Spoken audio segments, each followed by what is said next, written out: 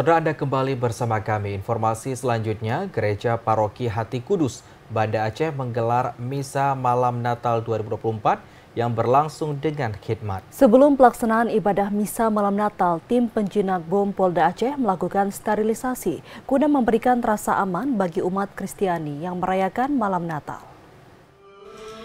Perayaan Misa Malam Natal di Gereja Paroki Hati Kudus dimulai pukul 19.00 hingga pukul 21.30 waktu Indonesia bagian Barat, dipimpin oleh Pastor Agustinus Adam dari Bajawa, Flores, Nusa Tenggara Timur.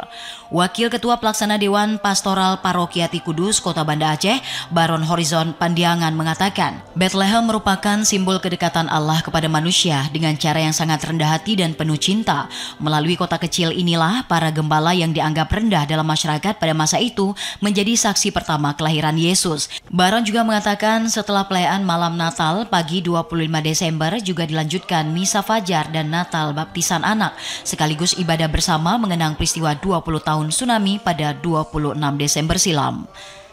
Dengan relevansi ini, kita juga berharap Aceh ini adalah juga Bethlehem, tempat sukacita, tempat kelahiran pemimpin besar, tempat orang-orang berkarya yang dengan keugahrian, dengan pikiran yang mantap, tetap mensejahterakan rakyat.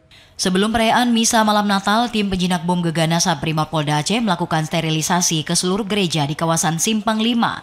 Sterilisasi ini dilakukan dalam operasi Lilin Selawat 2024 untuk memberikan rasa aman kepada umat Kristiani. Dari Banda Aceh, Fajariana, TVRI Aceh melaporkan.